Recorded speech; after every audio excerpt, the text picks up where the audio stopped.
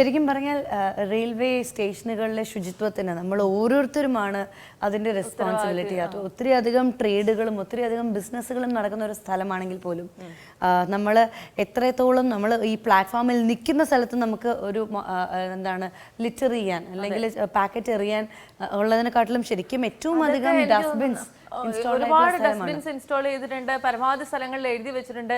CCTV ക്യാമറകളുണ്ടെന്ന് ബോധിപ്പിക്കുന്നുണ്ട്. ഇങ്ങനെയൊക്കെ ചെയ്താലും മനുഷ്യരുടെ, പ്രത്യേകിച്ച് ഇന്ത്യക്കാരുടെ ഒരു സ്വാഭാവികമായ ടെൻഡൻസി ആണെന്ന് തോന്നുന്നു. ഇങ്ങനെ എല്ലായിടത്തും മാലിന്യ വസ്തുക്കൾ വലിച്ചെറിയുക, അല്ലെങ്കിൽ കഴിച്ച ഒരു ഭക്ഷണ പൊതിയാണെങ്കിലും ഒരു പ്ലാസ്റ്റിക് കുപ്പിയാണെങ്കിലും എവിടേക്കെങ്കിലും വലിച്ചെറിയുക എന്നുള്ളത് ഒരു പൊതു സ്വഭാവമാണെന്ന് തോന്നുന്നു. അതിൽ നിന്ന് മാറ്റം വരുത്തുന്നതിന് വേണ്ടിയിട്ടാണ് ഇങ്ങനെ സ്വച്ഛ് ഭാരത് എന്നുള്ള ഒരു മിഷൻ തന്നെ ഗവൺമെന്റ് കൊണ്ടുവന്നതും പ്രധാനമന്ത്രി അടക്കം എല്ലാവരും മുന്നോട്ടിറങ്ങി ഇത്തരം ക്ലെൻലിനെസ്സിലേക്ക് ആൾക്കാരെ എത്തിക്കുന്നതിനുള്ള ഒരുപാട് പദ്ധതികൾ ആവിഷ്കരിക്കുന്നതും. അതെ അതെ, എനിക്കുണ്ടായിട്ടുള്ള ഒരു പേഴ്സണൽ അനുഭവം പറയാം. ഒരു ദിവസം ഞാൻ റിലീസ് ഒരു കൊച്ചുകുട്ടി എന്ന് പറഞ്ഞാൽ മേ ബി 12th-ലോ 11th-ലോ പഠിക്കുന്ന ഒരു കുട്ടിയായിരിക്കാം. ആ കുട്ടി ഒരു കുപ്പി വെള്ളം കുടിച്ചു തീർത്തിട്ട് ആ കുപ്പി അവിടെ നിന്ന സ്ഥലത്ത് ആ കുട്ടീനെ താഴോട്ടിട്ടു. അപ്പം ഞാൻ ആ കുപ്പി പോയി എടുത്തിട്ട് ഞാൻ ചോദിച്ചു, ഇങ്ങനെയാണോ ഇത് ഇവിടെ ഇടാനാണോ മോളുടെ സ്കൂളിൽ പഠിപ്പിക്കുന്നതെന്ന് ചോദിച്ചു. അവിടെ അപ്പോൾ ആ കുട്ടി പറഞ്ഞു, ഇത് പറക്കാൻ എന്തായാലും ഇവിടെ ആൾക്കാരുണ്ടല്ലോ, ആൾക്കാർ എംപ്ലോയ് ചെയ്തിട്ടുണ്ടല്ലോ, അവർക്ക് എന്തെങ്കിലും പണി വേണ്ടേ ഇവിടെ തൂക്കാൻ വരുന്ന ആൾക്കാർക്ക് എന്ന് പറഞ്ഞു.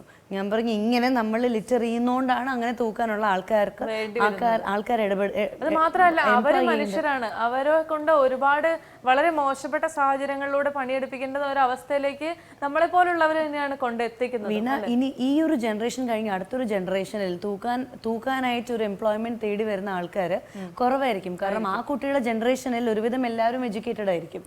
കാരണം ഇന്നിപ്പോ എലിമെന്ററി എഡ്യൂക്കേഷൻ ഫ്രീ ആണ്, എല്ലാവരും എഡ്യൂക്കേറ്റഡ് ആയിരിക്കും. അപ്പോൾ ഒരു തൂപ്പ് ജോലിക്ക് അന്നത്തെ ദിവസം ഇപ്പം പൊതുവെ ഏതൊരു ഫോറിൻ കൺട്രിയിലും വൃത്തിയാക്കാനായിട്ട് ഒന്നെങ്കിൽ മെഷീനുകളുണ്ട്, അല്ലാതെ ഒരാൾ നിന്ന് വൃത്തിയാക്കൽ ആ ഒരു അബ്രോഡ് കൺട്രീസിൽ ഇല്ല. അത് ഒരു സിറ്റിസന്റെ ചുമതലയാണ്, റെസ്പോൺസിബിലിറ്റി. ഓരോരുത്തരുടെ ഉത്തരവാദിത്തമാണ് അവനവന്റെ ചുറ്റുപാടുകളും അല്ലെങ്കിൽ അവനവൻ ഇടപെടുന്ന മേഖലകളും എല്ലാം വൃത്തിയായി സൂക്ഷിക്കുക എന്നുള്ളതും.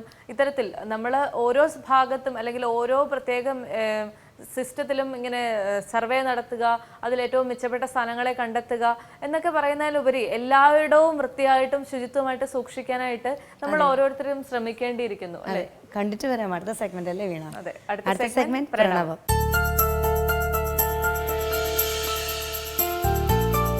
നമസ്കാരം. ജ്യോതിഷത്തിന്റെ കാണാപ്പുറങ്ങൾ തേടുന്ന പ്രണവത്തിലേക്ക് എല്ലാ പ്രിയപ്പെട്ട പ്രേക്ഷകർക്കും സ്വാഗതം. ജ്യോതിഷ സംബന്ധമായ നിങ്ങളുടെ സംശയങ്ങൾക്ക് മറുപടി നൽകുന്നത് പ്രശസ്ത ജ്യോതിഷാചാര്യനായ ശ്രീ സുഭാഷ് തന്ത്രികളാണ്. നമുക്ക് സ്വാഗതം ചെയ്യാം. സ്വാഗതം സർ. സർ, കഴിഞ്ഞ എപ്പിസോഡുകളിൽ നമ്മൾ സംസാരിച്ചിരുന്നത് ദശാകാലങ്ങളെ കുറിച്ചാണ്. ദശാകാലത്തിന്റെ ഇനി അവസാന ഘട്ടത്തിലേക്ക് കടന്നിരിക്കുകയാണ്. അപ്പോൾ ആ ഘട്ടങ്ങളും കൂടെ ഒന്ന് വിശദീകരിക്കാമോ? മുമ്പ് നമ്മൾ പറഞ്ഞത് ശനിദശയാണ്. അപ്പോൾ ശനിദശയുടെ കാര്യങ്ങളിലേക്കാണ് വന്നത്. ശനിയുടെ മൂലമന്ത്രത്തെക്കുറിച്ചും പറഞ്ഞു. അപ്പോൾ ഇത് തന്നെ എൻ്റെ അടുത്ത് എറണാകുളം ജില്ലയിലുള്ള ഒരു പ്രസിദ്ധ ജ്യോത്സ്യൻ്റെ അടുത്ത് പോയൊരു ചെറുപ്പക്കാരൻ്റെ ഒരു അനുഭവം പറഞ്ഞത്, ആളൊരു 22 വയസ്സ് മുതൽ ബിസിനസ് തുടങ്ങി. അപ്പോൾ ബിസിനസ് തുടങ്ങാൻ ഒരു മുഹൂർത്തം കുറിക്കാൻ വേണ്ടി ഈ മിടുക്കനായ ജ്യോത്സ്യൻ്റെ അടുത്ത് വന്നപ്പോൾ അദ്ദേഹം പറഞ്ഞു, 31 വയസ്സായാലും നീ ബിസിനസ്സും ചെയ്യണ്ട, നശിച്ച് നാരണക്കല്ല് പറിക്കുന്ന ഒരു കാലഘട്ടമാണ്. കാരണം ഇദ്ദേഹം ഏതാണ്ട് പുണർന്നം വിശാഖം പോരിട്ടാതി ആ വ്യാഴദശയിൽ ജനിച്ച ആളാണ്. അപ്പോൾ ഈ 31 വയസ്സിന് ശേഷം ബിസിനസ്സിലേക്ക് ഇറങ്ങിയാൽ മതി, അല്ലെങ്കിൽ എല്ലാം നശിച്ചു പോകുമെന്ന് പറഞ്ഞു. അതിൻ്റെ കാരണം എന്ന് വെച്ചാൽ ഈ ആചാര്യൻ ധരിച്ചു വച്ചിരിക്കുന്ന മൂഢവിശ്വാസത്തിൻ്റെ ബാക്കിയാണ് ഇപ്പം ഇതിനോട് പറഞ്ഞത്. കാരണം എന്താണെന്ന് വെച്ചാൽ ഈ 31 വയസ്സ് ഒരു ശനിദശാകാലമാണ്, അപ്പം നശിച്ചു പോകും, അതുകൊണ്ട് വേണ്ടാന്നാണ് ആചാര്യൻ ഉദ്ദേശിച്ചത്.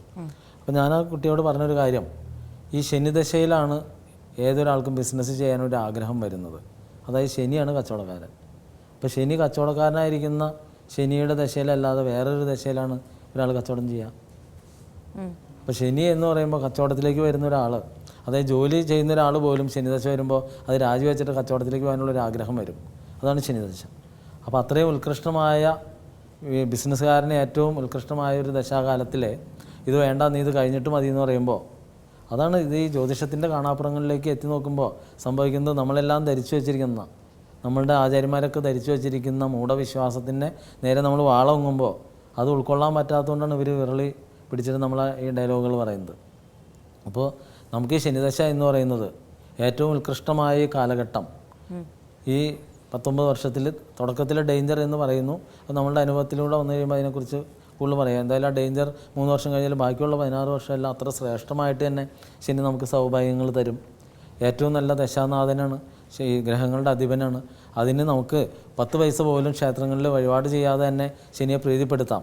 എള്ളുതിരി കത്തിക്കുന്ന ഒരു പ്രവണതയുണ്ട് ശനിദശ വരുമ്പോൾ. നിങ്ങൾ മനസ്സിലാക്കുക, എള്ള് എന്ന് പറഞ്ഞാൽ തിലം എന്നാണ് സംസ്കൃതത്തിൽ അതിൻ്റെ പേര്. കത്തിക്കുക എന്നാൽ സംസ്കൃതത്തിൽ ഹവിക്കുക എന്ന് പറയും. തിലഹവനം നടത്തുക എന്നുള്ളത് മരിച്ച പിതൃക്കൾക്കുള്ളൊരു വഴിപാടാണ്. അപ്പോൾ അതുകൊണ്ട് നമ്മളുടെ പ്രോഗ്രാം കണ്ടുകൊണ്ടിരിക്കുന്ന പ്രേക്ഷകർ മനസ്സിലാക്കുക, തിലഹവനം അതായത് എള്ളുതിരി കത്തിക്കൽ അരുത് എന്നതിന് മാത്രം പറയാൻ പറ്റുള്ളൂ. കാരണം നമുക്ക് വേണ്ടി ചെയ്യുന്നൊരു മരണകർമ്മമാണത്.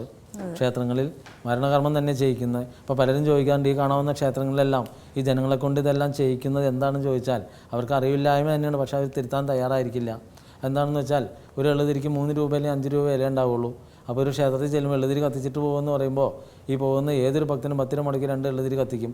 അപ്പോൾ അങ്ങനെ വരുമ്പോൾ ഈ പൈസ വലിയ മുടക്കില്ലാത്തതുകൊണ്ട് ഭക്തനും ഈ കുറേശ്ശെയുള്ള ഇടപാടായതുകൊണ്ട് സമിതിയും രണ്ടും ഒരേപോലെ തന്നെ കുറ്റക്കാരാണ്. അപ്പോൾ 2000 എള്ളുതിരി കത്തിക്കുന്ന 2000-3000 എള്ളുതിരി പെർ ഡേയിൽ കത്തിക്കുന്ന തൃപ്പൂണിത്തുറയിൽ ക്ഷേത്രങ്ങളൊക്കെ ഉണ്ട്. അപ്പോൾ ഇതെന്താ സംഭവിക്കുന്നത്, നിങ്ങൾക്ക് ഇത് ശരിയോ തെറ്റോ എന്ന് അറിയണമെന്നുണ്ടെങ്കിൽ എള്ളുതിരി കത്തിക്കുമ്പോൾ ആ ചൈതന്യത്തിൻ്റെ മുമ്പിൽ നിന്നിട്ട് ആ എള്ളുതിരിയുടെ മുമ്പിൽ നിന്ന് നമ്മളൊന്ന് പ്രാർത്ഥിച്ചാൽ നമുക്ക് പ്രാർത്ഥന അല്ല വരുന്നത്, നമ്മുടെ നെഞ്ചെടുത്ത് ഇങ്ങനെ പടപെടാന്ന് ഇടിക്കും. അതായത് മിടിപ്പ് കൂടും. അതായത് നമ്മളൊരു മരണകർമ്മം ചെയ്തുകൊണ്ടിരിക്കുക, ആ ചെയ്യുന്നതിൻ്റെ മിടിപ്പാണ് വരുന്നത്. അപ്പോൾ ശരിക്കും ഇത് മനസ്സിലാക്കുക. നമ്മളും ഈ പറഞ്ഞ എള്ളുതിരിയൊക്കെ എഴുതി കൊടുക്കും. അത് നമ്മളുടെ പിതൃക്കൾ ആരെങ്കിലും ദുർമരണപ്പെട്ടു പോയിട്ടുണ്ടെങ്കിൽ അവർക്ക് വേണ്ടി ചെയ്യുന്നൊരു വഴിപാടാണ്. അല്ലാതെ കണ്ടിട്ട് നമുക്ക് വേണ്ടി ചെയ്യുന്നൊരു വഴിപാടല്ല. നമുക്ക് ശനിയെ പ്രീതിപ്പെടുത്താൻ ശനിയുടെ മന്ത്രമുണ്ട്. ശനിയുടെ മൂലമന്ത്രം ഓം നമോ ഭഗവതേ ഓം ഓം നീലാഞ്ജന ഗിരിപ്രാപ്തോ രവി പുത്ര മഹാബല ഛായ മാർത്താണ്ഡ സംഭൂത ത്വം നമാമി ശനൈശ്വര. ഞാൻ പറയുന്ന മന്ത്രം കാരണം പലരും പറയാറുണ്ട് സ്പീഡ് കൂടുതല എന്ന് പറയുന്നതുകൊണ്ടാണ് സ്ലോയിൽ പറയുന്നത്. ഓം നമോ ഭഗവതേ ഓം ഓം നീലാഞ്ജന ഗിരിപ്രാപ്തോ രവി പുത്ര മഹാബല ഛായ മാർത്താണ്ഡ സംഭൂത ത്വം നമാമി ശനൈശ്വര. ഇത് തന്നെ നമ്മുടെ യൂട്യൂബിലൊക്കെ ചിലരിങ്ങനെ മന്ത്രം ചോദിക്കാമെന്ന് പറഞ്ഞ് ചോദിക്കാറുണ്ട്. അപ്പോൾ പലരും അവർക്കറിയാവുന്ന രീതിയിൽ അത് വിശദീകരിച്ച് എഴുതി കൊടുക്കാറുണ്ട്. അപ്പോൾ എന്ത് സംഭവിക്കുന്നു വെച്ചാൽ മനസ്സിലാക്കുക, അതിനകത്ത് ഒരു കുട്ടി എഴുതി കൊടുത്തിട്ടുണ്ട് തോം നമാമി എന്ന് എഴുതി. തോമല്ല ത്വം എന്ന് വെച്ചാൽ തൊക്കെന്ന് എഴുതുന്നതിൻ്റെ തോ ഇട്ടിട്ട് പൂജ ഇടുമ്പോൾ വരുന്ന തൊമ്മാണ്, അല്ലാതെ തോമല്ല. അതേപോലെ സംഭൂത എന്നുള്ളത് പൂതയല്ല, ഭൂവാണ്, ഭരണിയുടെ ഭൂവാണ് ഇത് ഉപയോഗിക്കേണ്ടത്. ഛായ എന്ന് പറയുന്നിടത്ത് അച്ഛൻ എന്നുള്ളതിൻ്റെ അടിയിൽ വരുന്ന കുനിപ്പുള്ള ഛായയാണ് ഉപയോഗിക്കേണ്ടത്. അപ്പോൾ അക്ഷരത്തെറ്റില്ലാതെ മന്ത്രം ഉപയോഗിച്ചാൽ മാത്രമേ അതിന് ഫലസിദ്ധി ഉണ്ടാവുള്ളൂ. അല്ലാതെ ആചാര്യം പറഞ്ഞു തോന്നണമാരിയൊക്കെ ഉപയോഗിച്ച് കഴിഞ്ഞാൽ നേരെ വിപരീത ഫലം ഉണ്ടാവുള്ളൂ. അതുകൊണ്ട് ശനിയുടെ മൂലമന്ത്രം ശനിസ്തവം, ഈ മൂലമന്ത്രം 3 പ്രാവശ്യം സന്ധ്യയ്ക്ക് ശേഷം ജപിച്ചു കഴിഞ്ഞാൽ ശനി ദശാകാലത്ത് ശനി പ്രീതിയിൽ വരും. അതേപോലെ നമുക്കൊരു നാളികേരം 2ആയിട്ട് ഉടച്ചിട്ട് ഈ 2 നാളികേര മുറിയിലും എണ്ണ ഒഴിച്ച്, നല്ലെണ്ണ ഒഴിച്ച്, എള്ളെണ്ണ ഒഴിച്ച് വെറുതെ തുണി കൊണ്ട് കിഴികെട്ടി അത് രണ്ടും കത്തിച്ചിട്ട് സന്ധ്യയ്ക്ക് ശേഷം വിളക്കിൻ്റെ മുമ്പിൽ കത്തിച്ചിട്ട് ഈ മന്ത്രം 3 പ്രാവശ്യം ജപിച്ച് ഈ ഇതിൻ്റെ അകത്തുള്ള എണ്ണയെല്ലാം കത്തി കഴിഞ്ഞ് കഴിയുമ്പോൾ അതിൻ്റെ അകത്ത് കരി ഉണ്ടാവും നാളികേര മുറിയിൽ.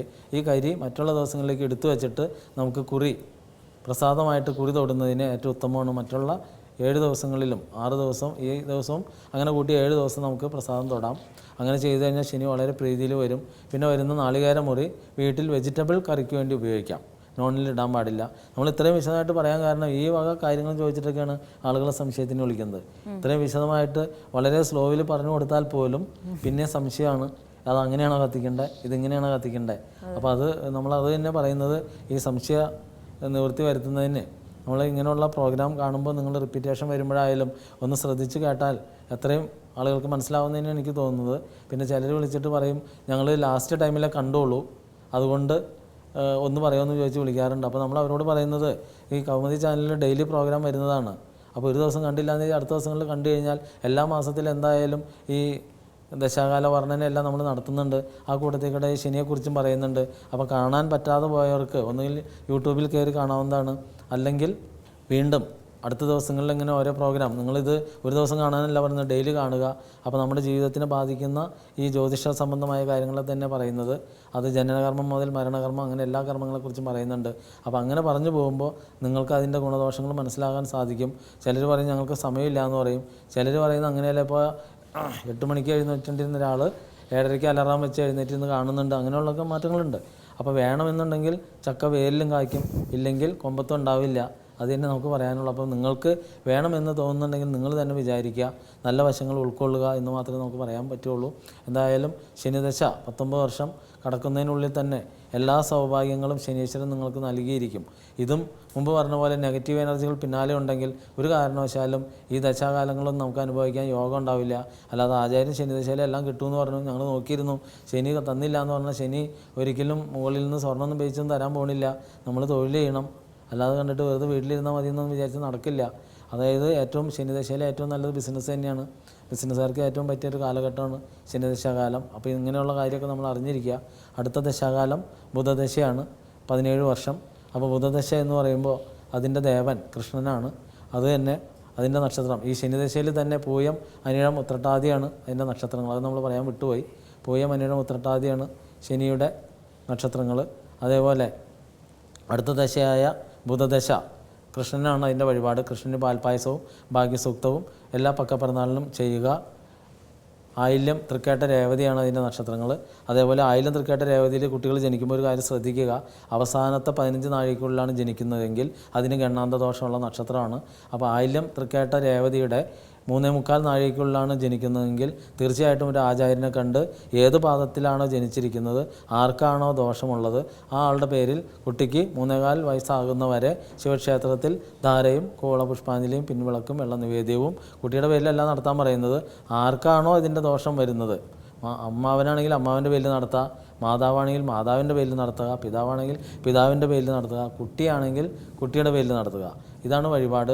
അപ്പോൾ അങ്ങനെ നമ്മൾ പറയുന്ന കാര്യം പൂർണ്ണമായി ഉൾക്കൊണ്ടാൽ മാത്രമേ നിങ്ങൾക്ക് ഈ വഴിപാടുകൾ കൃത്യമായിട്ട് ഫലിക്കുകയുള്ളൂ. അല്ലാതെ ആചാര്യം പറഞ്ഞു ഞങ്ങൾ എഴുതിയ കുട്ടിയുടെ പേരിലാണ്, അങ്ങനെയല്ല നമ്മൾ പറയുന്നത്. നമ്മൾ പറയുന്നത് ഈ ഗണ്ണാന്തത്തിൽ ജനിക്കുമ്പോൾ അത് 4ആയിട്ട് വായിക്കുമ്പോൾ അതിലൊരു ഭാഗം മാതുലനും മാതാവിനും പിതാവിനും കുട്ടിക്കും, അങ്ങനെ 4ആയിട്ട് വായിച്ചു വരുന്ന അതിലേതിലാണോ വരുന്നത് ആ വരുന്ന ആൾക്കാണ് വഴിപാട് ചെയ്യേണ്ടത്. അതിഗണ്ണാന്തത്തിലാണെങ്കിൽ മാത്രം അവസാനത്തെ 3:45 നാഴികയ്ക്ക്, 15 നാഴികയാണ് ഗണ്ണാന്തം, അതിൽ തന്നെ 3:45 നാഴികയ്ക്കുള്ളിൽ വന്നാൽ മാത്രമേ അതിഗണ്ണാന്ത ദോഷം ബാധിക്കുകയുള്ളൂ. അപ്പോൾ അതിന് വേറെ പൂജാവിധികളും ചെയ്യേണ്ട യാതൊരു ആവശ്യമില്ല. ശിവക്ഷേത്രത്തിൽ ഈ പറഞ്ഞ സിമ്പിൾ വഴിപാട് കുട്ടിക്ക് 3.25 വയസ്സാവുന്നവരെ ചെയ്താൽ മാത്രം മതിയാകും. ഇപ്പോൾ ദശാകാല വർണ്ണ ഇവിടെ പൂർണ്ണമാവുകയാണ്. ജ്യോതിഷ സംബന്ധമായ നിങ്ങളുടെ സംശയങ്ങൾ കത്തുകളായി ഞങ്ങൾക്ക് അയയ്ക്കുക. ടെലിഫോൺ കോളുകൾ അറ്റൻഡ് ചെയ്യുന്നതിന് പരിമിതികളുണ്ട്. അതിനാൽ നിങ്ങളുടെ സംശയങ്ങൾ കത്തുകളായി അയയ്ക്കുക. കത്തുകൾ അയക്കേണ്ട വിലാസം to the producer, ladies hour, Kaumudi TV, Pettah, Thiruvananthapuram. മറ്റൊരു വിഷയവുമായി വീണ്ടും കണ്ടുമുട്ടാം. നന്ദി, നമസ്കാരം.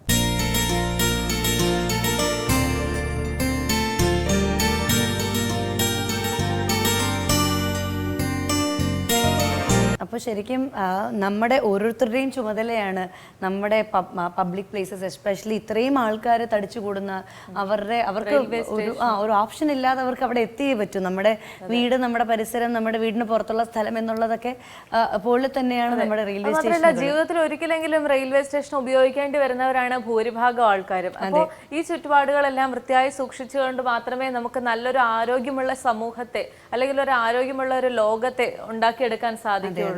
ഞാൻ പലപ്പോഴും ആലോചിക്കാറുണ്ട്, റെയിൽവേ സ്റ്റേഷനിൽ ചായ കാപ്പി പറഞ്ഞുകൊണ്ട് വരുന്ന ആൾക്കാർ തന്നെ ഇപ്പൊ എന്താണ് ഫ്ലൈറ്റിലെല്ലാം കൊണ്ടുവന്ന് ക്യാബിൻ അറ്റൻഡൻസ് നമുക്ക് ഫുഡ് സെർവ് ചെയ്യുന്നു. ഈ ഫുഡ് കഴിച്ചു കഴിഞ്ഞ ഉടനെ അവർ തന്നെ വന്ന് ക്ലീൻ ചെയ്യുന്നു.